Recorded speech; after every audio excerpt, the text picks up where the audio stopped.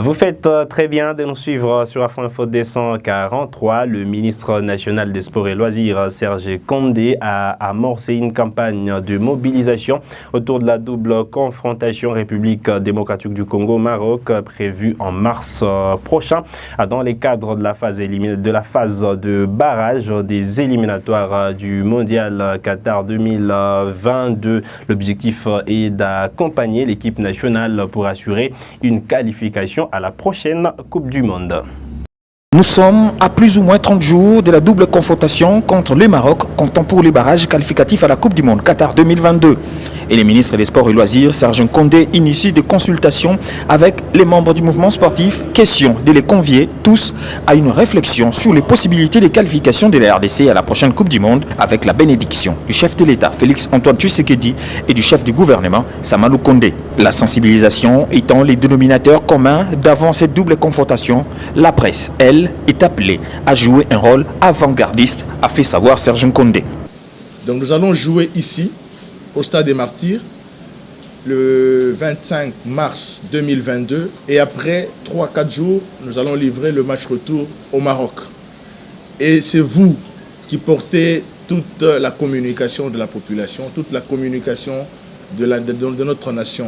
Alors je me suis dit que je ne pouvais pas commencer cette campagne de sensibilisation, cette campagne de mobilisation, sans que je ne m'adresse aux amis de la presse.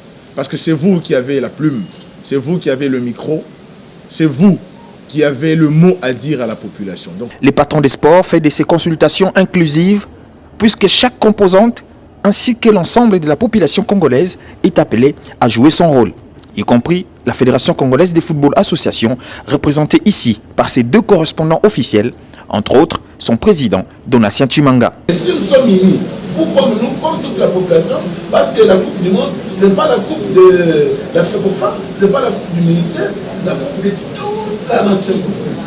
Alors nous devons être avec vous, avec nous, cohabitation totale, pour qu'on puisse aller jusqu'à la fin. Ces premières consultations vont laisser place à d'autres activités, notamment la marche de soutien des sportifs au Léopard, prévue le 23 mars prochain.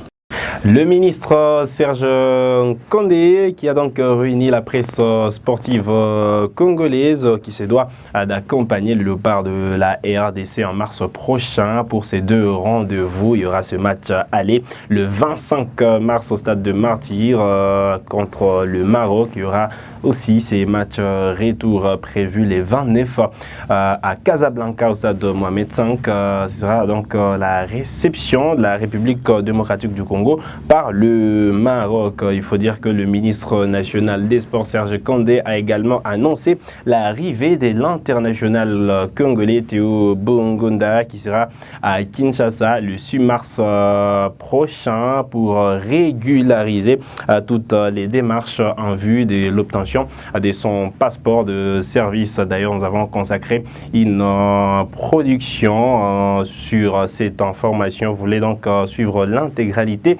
Cliquez sur ces liens. Allez, parlons de la Vodacom Ligue 1 dans cette production.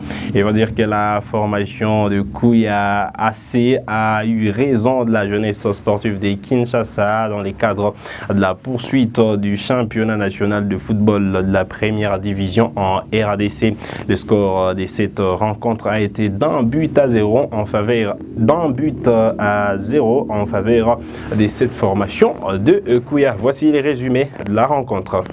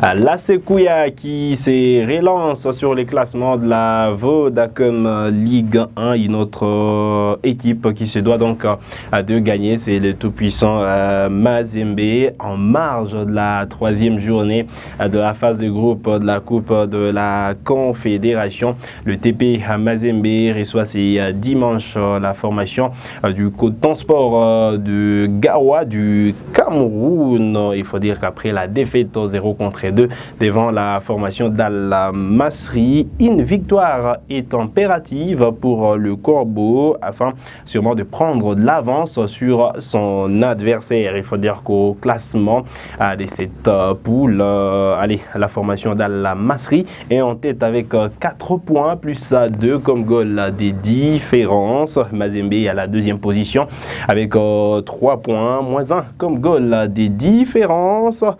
Coton Sport est à la troisième position avec 2 points et Otoyo qui est cette équipe congolaise, congolaise de Brazzaville qui occupe donc la dernière position de ces groupes avec 1 point avec moins 1 comme goal des différences. Retenez donc le rendez-vous dimanche Mazembe Coton Sport de Garoua, match à suivre à partir de 15h30 minutes au stade TP Mazembe de la commune de Kamalondo. Voilà qui met un terme à cette production sur Afro Info 243.